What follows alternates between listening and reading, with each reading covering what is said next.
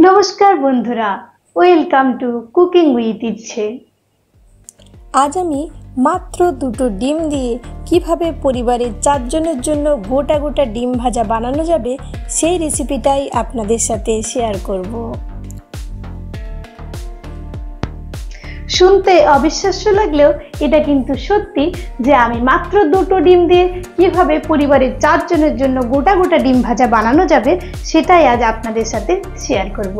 যদি ভালো লাগে আজকের রেসিপি অবশ্যই একটা লাইক দিতে ভুলবেন না যেন, আর কমেন্ট করে জানাবেন যে আপনাদের এই রেসিপিটা কোনো কাজে এলো কিনা বা টেস্টটা কেমন লাগলো রেসিপিটা বানিয়ে পরে।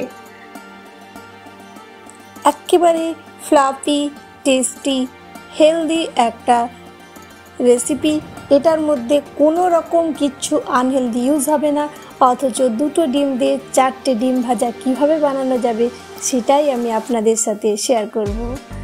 চলুন তাহলে দেরি না করে ফুল রেসিপিটাকে ওয়াচ করবেন, আর অবশ্যই আপনাদের মন ছুঁয়ে যাবে, গ্যারেন্টি দিয়ে বলতে পারি।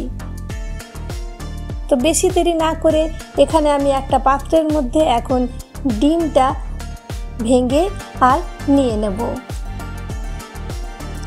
এই একটা ডিমের মধ্যে কিন্তু আমার দুটো ডিম ফ্রাই হবে।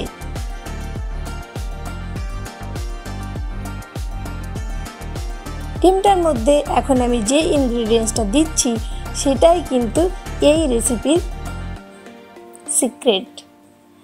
তার সাথেই নিয়েছি পেঁয়াজ বেশ খানিকটা, লঙ্কার কুচি আর মুসুর ডাল বেশ খানিকটা আমি ভিজিয়ে রেখেছিলাম, নিয়েছি রসুন বেশ কয়েক কুচি, দুটো ডিম আর খানিকটা আমি রেড বেল পেপার নিয়েছি। আপনাদের ইচ্ছে না হলে আপনারা কিন্তু নেবেন না, এটা রেড বেল পেপারটা একেবারেই অপশনাল, আপনাদের ইচ্ছে না হলে নেবেন না। আর লঙ্কাটা আপনারা একটু বেশিও নিতে পারেন, কমও নিতে পারেন, পেঁয়াজটা কিন্তু বেশি করে দিতে হবে।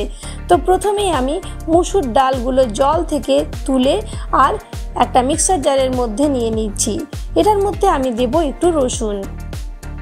মুসুর ডালটা আমি 2 ঘন্টা জলে ভিজিয়ে রেখেছিলাম। মসুর ডালটার মধ্যে এই একটু পরিমাণ রসুন দেওয়াতে কিন্তু এই যে ডিমের ফ্রাইটা না, এটার টেস্টটা জাস্ট একেবারে অন্য লেভেলে পৌঁছে যাবে, তাই অবশ্যই রসুনটা কিন্তু add করবেনই। If you don't understand my language, then please on CC, my all recipe have English and Hindi CC, and enjoy my recipe in your own। এটার মধ্যে সামান্য জল দিয়ে এখন আমি একটা পেস্ট বানিয়ে নেব। अगर मेरी भाषा आपको समझ में नहीं आ रही है तो स्क्रीन के राइट साइड देखिए सीसी लिखा हुआ है, उसको टच कीजिएगा तो मेरी भाषा आपको समझ में आ जाएगी। चलুন তাহলে আমরা ডালটাকে চটপট বেটে নিই।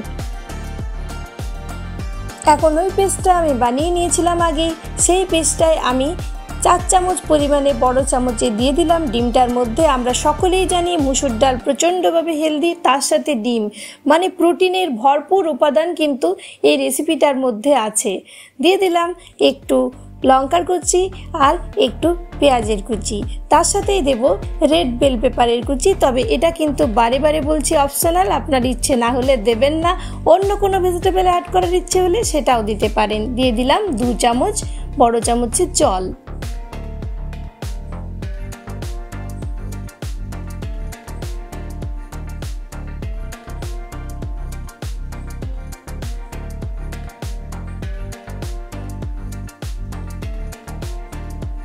দিয়ে দিচ্ছি পরিমাণ মতন হলুদ আর নুন। এটা কিন্তু দুটো ডিমের পরিমাণে আমাদের হলুদ আর নুনটা দিতে হবে।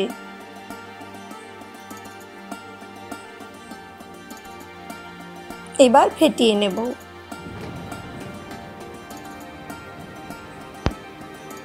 জাস্ট এরকম চামচের 2 চামচ আমি জল অ্যাড করেছি। এরকম ভাবে ডিম ফ্রাইয়ের মধ্যে 2 চামচ জল অ্যাড করে দেখবেন, একটা ডিমের মধ্যে 1 চামচ এই পরিমাণে জল অ্যাড করে একটু ভালো মতো ফেটিয়ে দেখবেন ডিমটা কতটা বেশি ফ্লাফি হবে। আর এমনই নিত্য নতুন টিপস আর নিত্য নতুন রেসিপি পেতে প্রতি সোম শুক্র সন্ধ্যে 6টা আমার সাথে থাকতে ভুলবেন না। এখন যত বেশি পরিমাণে অক্সিজেন এটার মধ্যে ধীরে ধীরে ভরতে থাকবেন ততই কিন্তু ডিমটা আমাদের ফ্লাফি হবে। একই দিকে বেশ 3-4 মিনিট ধরে ভালোভাবে ডিমটার এই মিশ্রণটা কিন্তু ফেটিয়ে যেতে হবে। একই দিকে ঘোরাবেন। নির্দিষ্ট একটি দিকে হয়ে গেছে আমাদের, দেখতেই পাচ্ছেন একেবারে ব্যাটার রেডি। এখন একটা ফ্রাই প্যানের মধ্যে আমি বেশ খানিকটা হোয়াইট অয়েল গরম করে নিয়েছি। তবে ডিমের ফ্রাই আপনারা যে কোনো তেলে বানাতে পারেন, এমনকি আপনাদের ইচ্ছে হলে আপনারা এটা বাটার দিয়েও বানাতে পারেন। চারদিকে ভালো করে ছড়িয়ে দিলাম। একটা পিঠ হয়ে যাওয়ার জন্য আমি মিডিয়াম টু লো ফ্লেমে একটু সময় ওয়েট করব, 3-4 মিনিটের মতো। 3-4 মিনিট পরে দেখতেই পাচ্ছেন একটা পিঠ হয়ে গেছে, উল্টে নিলাম আমি। এবার উল্টো পিঠটাও হয়ে গেছে। আমাদের লো ফ্লেমে 2-3 মিনিট রেখেছিলাম। তারপর এরকমভাবে চেপে চেপে দেখে নিতে হবে কোনো জায়গায় কাঁচা আছে কিনা, আর তারপর এটাকে সার্ভ করব।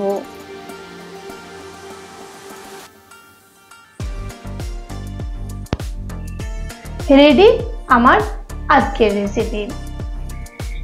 আর যদি রেসিপি ভালো লাগে, প্রতিবার বলি একটা লাইক দিতে ভুলবেন না যেন। কমেন্ট করে জানাবেন যে রেসিপিটা কেমন লাগলো, আপনাদের আদৌ রেসিপিটা কাজে লাগলো কিনা। আর পুরো রেসিপি ভালো লাগলে প্লিজ আমার চ্যানেলটাকে সাবস্ক্রাইব করতে ভুলবেন না যেন। আর এতক্ষণ ধরে আপনারা দেখছিলেন কুকিং উইথ ইচ্ছে সংযুক্তার সাথে। ভালো থাকবেন সবাই, সুস্থ থাকবেন। দেখা হবে পরবর্তী পর্বে।